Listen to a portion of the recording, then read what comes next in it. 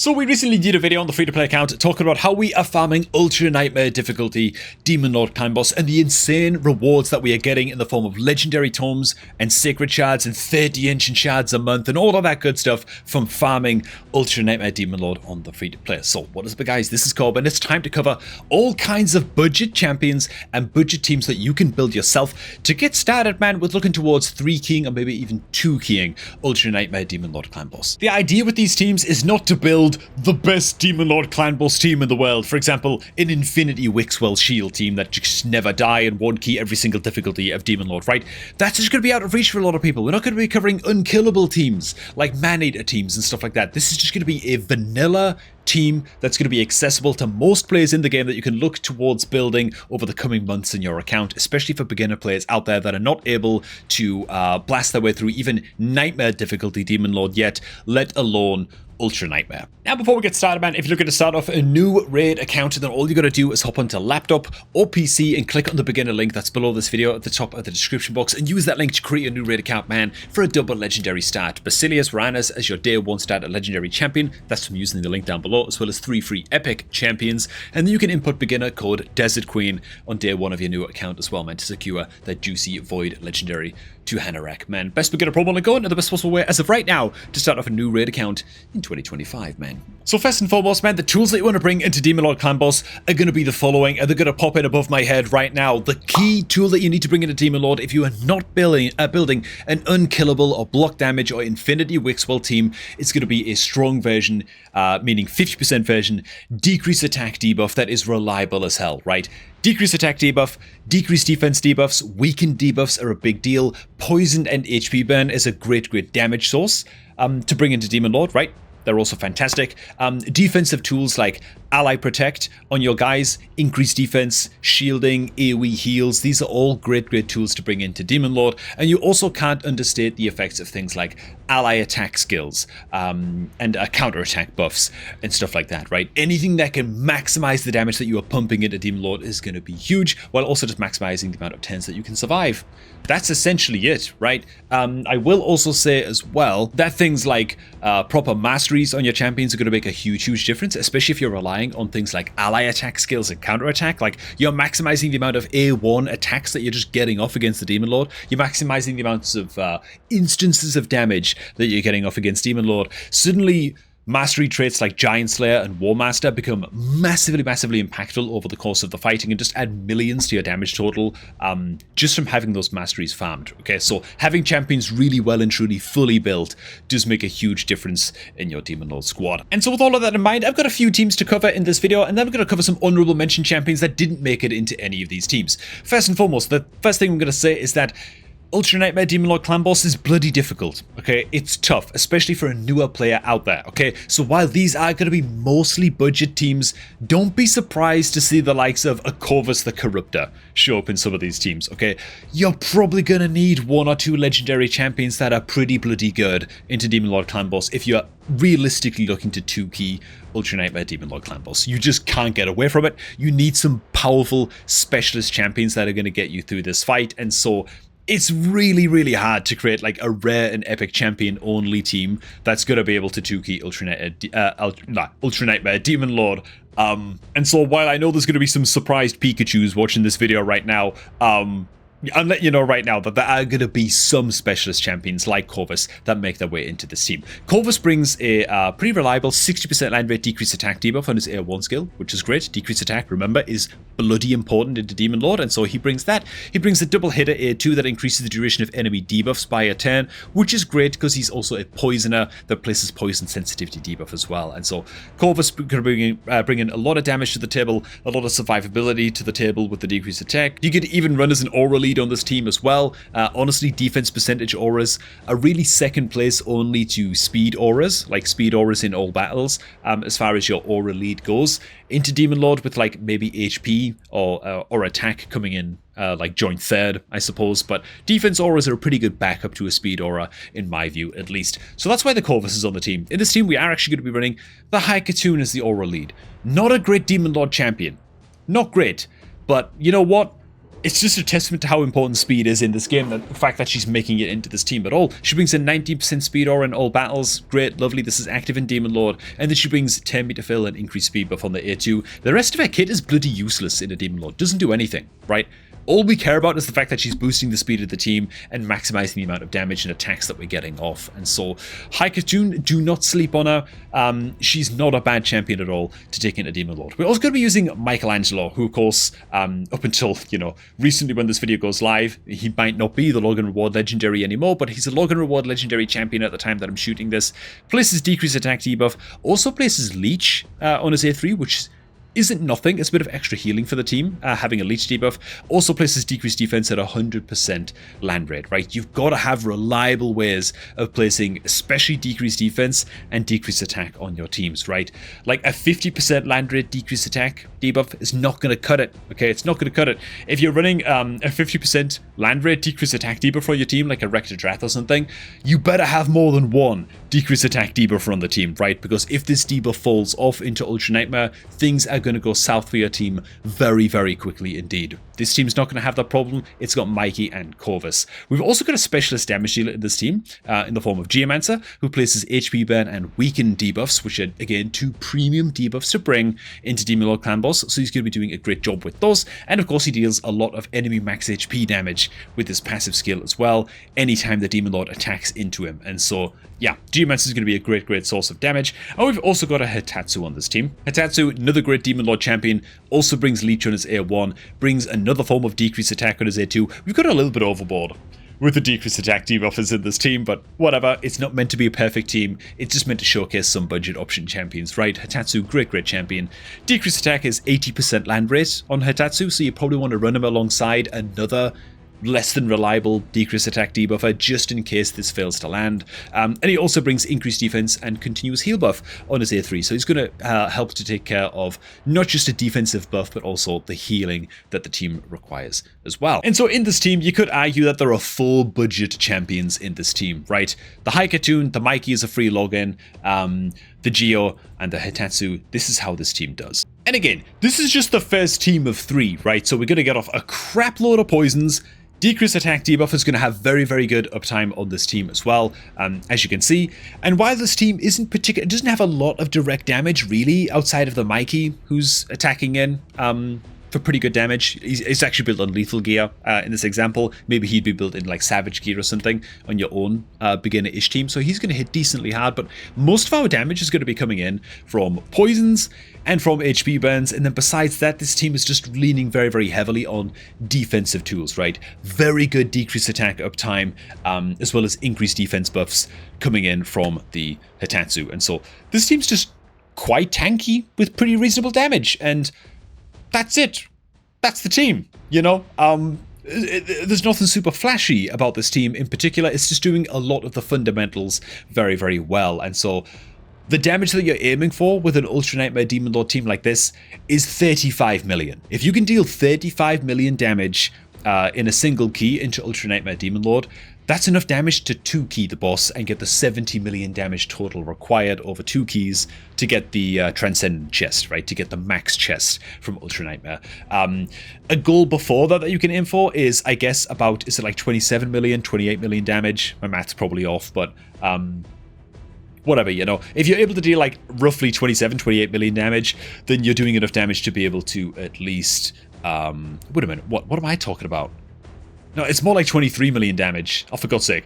23 or 24 million damage is enough to 3-key Ultra Nightmare Demon Lord, So that's also a good milestone to aim for. And as you can see, when all is said and done with this team, it's going to last until around boss count turn 28 before clocking in the 35 million damage required in order to get the job done. And I actually just stop the fight right here and close out of the game to save my key. Next team that we're going to cover, again, just mostly budget champions here with like one real specialist in the team in the form of the Whisper. Okay, but breaking this team down a little bit, again, we're running a speed aura lead in this team with the Deacon Armstrong. The speed aura is bloody valuable, and so again, do not be sleeping on your high Katoons, but if you can run like a Deacon in the team and like a better increased speed champion than a high Katoon, great, that's what we're doing in this team. So we're running the Deacon Armstrong. He's going to bring some 10-meter boost for our squad. He's also going to bring a reliable source of decreased defense on this team, as well as a leash debuff on his AO1 to provide us a little bit of healing. Mostly he's just getting the team running fast and placing decreased defense, right? Deacon, great champion. Next up, we're going to be running Apothecary on this squad. So Apothecary's main job on this team is an increased speed buff, as well as even more 10-meter boost, okay? So Apothecary plus Deacon, you've got a very, very fast team at this point, you know, that's able to fire very, very quickly and just get off a lot of individual hits. And we've also got a triple hitter A1 on Apothecary as well, right? This isn't irrelevant, okay? A triple hitter A1 on the likes of a champion like Apothecary means that we can go ahead and when we build out our Apothecary's masteries, we can build him with the Giant Slayer mastery, which is just behind my camera, just behind my camera right now, as you can see. And this mastery reads as the following: 30% chance of inflicting bonus damage when attacking. Bonus damage is equal to a percentage of the target enemy's max HP, which is huge against Demon Lord Clan Boss, and this is going to care on each hit of a skill, making Giant Slayer better for multi-hitter champions, especially like triple hitter champions into longer fights, than, for example, War Master, which is what you'd normally go for, because it's got a higher land rate, but War Master can only occur one time, whereas Giant Slayer can actually occur on multiple hits of the same skill. And so for a champion like Apothecary, a Giant Slayer mastery is going to do a make a big difference to his overall damage throughout the fight. So he's actually going to be an okay damage dealer for us as well. We've got Mikey in this team also. Honestly, Mikey doesn't really need to be in this team. He could be replaced by pretty much any decrease attack champion in the squad, but whatever, I'm just going to leave him in the team. For heals on the squad, we've got ourselves a Rector Drath. Rector Drath is placing decreased attack on the A1 skill, but it's only a 50% land rate bucked, which is not ideal. If you're running Rector Drath alongside another decreased attack champion, or you wouldn't want to rely on Rector Drath as your only decreased attack debuffer, is what I'm trying to say. You need to have like another champion in here, like a Taragi the Frog or something like that, in order to get the job done. And just make sure that you've got decent uptime on the decreased attack.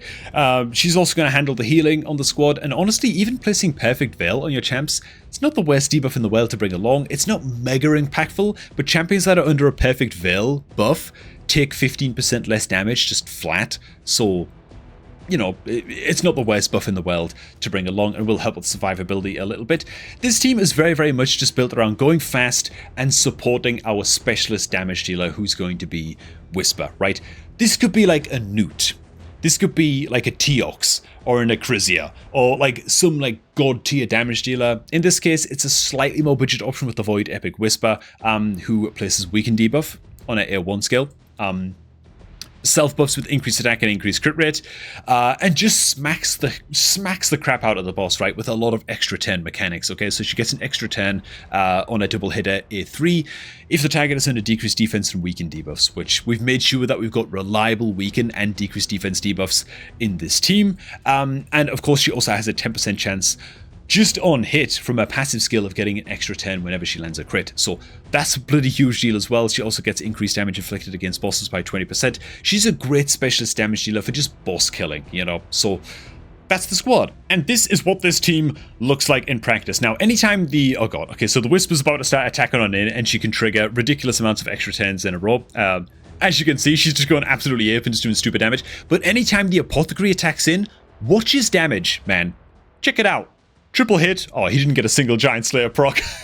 But just keep an eye on his damage, because you never know when the Apothecary is going to land. Just a casual like 150k damage from just Giant Slayer triggers, which hopefully he's going to do in just a second now. He's going to buff up with increased speed. But as you can see, this team, it's only really running decreased attack in terms of defensive options, which the Mikey's going to land right now. Besides that, it's gone balls to the wall with just dealing as much damage as possible and just supporting the damage of a specialist damage dealer. Again, in this case, that being the Whisper. Oh my god, dude. See right there, dude? The Apothecary just got a triple proc on his Giant Slayer mastery. Watch the Apothecary's damage right here when he attacks on in with his A1 skill. Bam!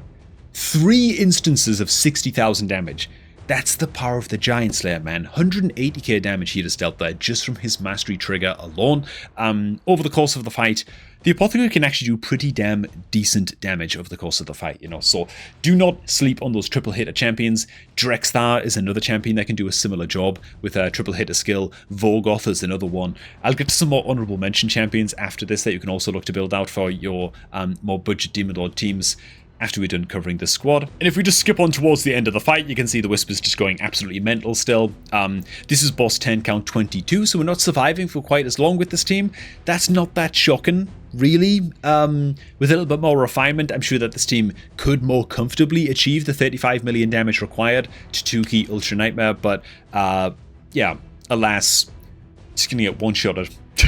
We're just going to get one-shotted here at this stage, but you can see how these champions all come together to create a pretty reliable squad. Now, an example of another team that I was going to go ahead and cover was a very, very poison damage heavy team, but oh god, I actually can't run the Duck the Pierced in this team to test it out just now because it's Force Affinity Demon Lord Clan Boss, and so he's going to be weak hitting with his decreased attack debuff and his decreased defense debuff on his A2. Great champion, by the way, but into this current affinity of Demon Lord, he's just not going to make the cut. But any champion that can place a reliable 100% land rate, 3-turn cooldown, decreased attack, decreased defense skill like this, or even just decreased attack, is going to be very, very valuable into your teams. For this team in particular, I'm going to have to go ahead and switch out the Duck the Pierced for his counterpart, that being the Stag Knight, who Stag Knight is a great alternative to run. Great champion, just about as good as Duck, if not slightly better. Places decreased defense, decreased attack.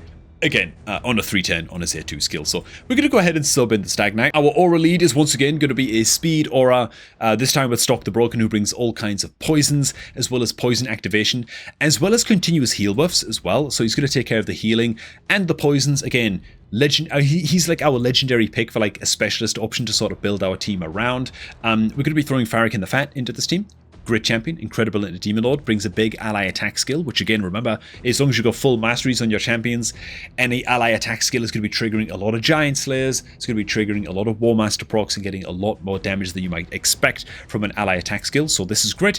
And he also brings HP burns and poisons on his A2, so great source of damage, as well as decreased defense on his A1. Farrakhan, absolute clan boss specialist. For our increased speed champion, it's actually going to be a Tagore. Not really that hyped about Tagore, to be honest. He's not a great Demon Lord champion, but he brings increased speed and he brings some heals. So it's like, okay, his healing isn't really that much. It's not that significant. It's on a 3-turn cooldown and it's only 15% of his max HP. He's going to help out. Don't expect him to do the healing job completely on his own, is what I'd say about Tagore. But he's going to bring along increased speed, as well as revive. That also doubles up as some shielding on his A3 as well. And then the Alice is in the team, not because she's a good damage dealer into Demon Lord. She's really not. Okay, the Alice is a stand-in for just any damage dealer. Really, you know, this could be a Michelangelo, could be an Alice, could be a Lemony the Goldwing. You know, this is just a stand-in for basically any legendary damage dealer that you've got on your team, or just any raw damage dealer that you've got on your account that you can just slot into a team that brings a reliable decreased defense debuff, and that's it. Oh, and she's also going to suck against Force Affinity as well, because she's magic. Oh, for God's sake. Okay, so I've switched out the Alice for a Rathalos. Rathalos deals extra damage. He was also a Log and Reward champion, like back in the day when I first started playing the game. Deals bonus damage against enemies under HP burn, so, you know, he brings that at least. He's not got the best gear on my account, or anything like that, so it's going to be kind of intriguing to see how he does. This is a team that I actually haven't tested. I'm a little bit nervous about just the sheer number of debuffs we're going to be placing it against Demon Lord with this team. And so this is an area of your own teams that you can look to refine into Demon Lord, is being careful to not place too many debuffs against the clan boss. The last thing you want to do is place 10 debuffs against the Demon Lord, which is the cap. Like, you can't place any more than 10, and then you're no longer able to place decreased attack debuff, and so that debuff ends up falling off. Like, that's a bloody problem, right? If you've got like too many poisons going in, for example, which might be an issue that this team has. Let's see how things pan out, shall we? I'm already nervous because the decreased attack is already gone from the Demon Lord here, so hopefully Stag Knight can refresh that in just a second. There it is, good stuff, he's doing his job. Let's see where the damage ends up with this team. Oh, bloody hell.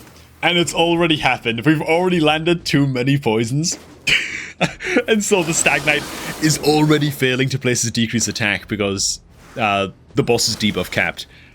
That's a problem. So the way that we'd actually fix this, and whether you try and fix this in your own teams, is if you really want to run, for example, the Farrakhan and the Stock to take advantage of all of those poisons, what you might want to do is, instead of Rathalos, include another poison activator champion and just have them prioritize and spam on using that poison activation to clear the poisons off the Demon Lord a little bit and make more room for the decreased attack, which we are able to get the decreased attack debuff up again here from the Stagmaster, so Stagmaster from the Stag Knight. Who knows, maybe he is the master of stags, right? So that's good. Again, let's just see where this team finishes up, but this is a big issue that you can run into. Like, more poisons and more damage in your team isn't necessarily always the answer, is the lesson to be learned from this third squad. Oh. So even though the damage we're doing is great, yeah, the decreased attack is, it's oftentimes being placed when he has full poisons, as you can see. And so even though the boss is only on turn count 14, it's hitting us very, very hard indeed because we're lacking that decreased attack debuff. We're going to get it up again just now, and so we should be safe again now for a few more turns. At least, so that's good. It looks like we're on track to probably get the damage required done here for the 2 key. And so, if I was to let this run play out to its conclusion until all of these champions were dead, we'd be good to go, and we'd definitely be 2 keying Ultra Nightmare Demon Lord with a team like this. That said, the damage is starting to get a little bit spiky, and I'm a little bit nervous that the next AoE attack might actually be the death of some of our guys here, so I'm going to go ahead and end the run in just a second. But yeah, this team actually worked a treat. You know, you could argue, oh, okay, the Rathalos is a very, very old log and reward champion, but you know what I mean, right? Just a good direct damage dealer can be a good key ingredient to bring into a squad. The damage is getting a little bit crazy, but there is the damage for the 2 key. And now for some honorable mention champions. Once again, if you're running a decreased attack champion that doesn't have 100% land rate decreased attack, like a Rector Drath, you might also want to run it alongside another champion that brings decreased attack that's also not reliable, right? So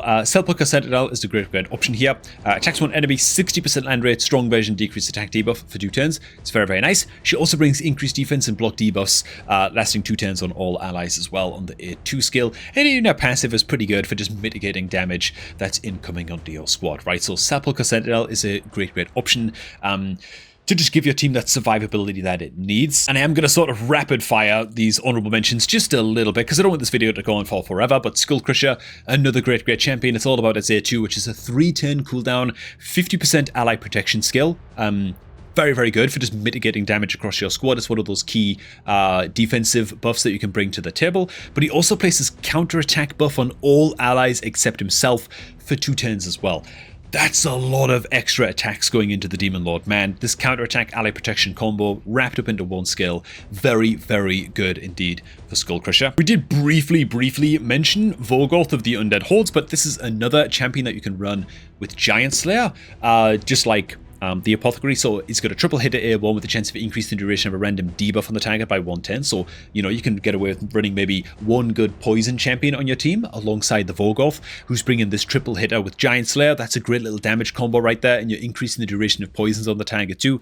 Good stuff. But Vorgoth is also going to help out a lot with the healing. Whenever this champion is attacked, heal all allies by a percentage of damage received. It's only 25% of damage received against boss attacks, but it's still a lot more healing than you would think, believe you me, right? Vorgoth is a great champion to bring along. Going into a Void Affinity champion real quick, we've got a Kemptum, who is a speed aura lead. It's an 18% speed aura in all battles, so pretty bloody good. And at Kemptum, you want to go ahead and disable his A2 skill going into Demon Lord and have him just spam his A1 again with Giant Slayer Mastery, right? It's a triple hitter with each hit having a 50% chance book to placing strong poison debuff for 2 turns, right? That combined with Giant Slayer and the speed aura, you've got yourself a good little poisoner that's also bringing a key aura to the field. Speaking of poisoners, you've got a couple of rare champion options like Frozen Banshee and stuff like that you can build, even Kale to an extent, but hopefully you've got better than that going into Nightmare Demon Lord and Ultra Nightmare.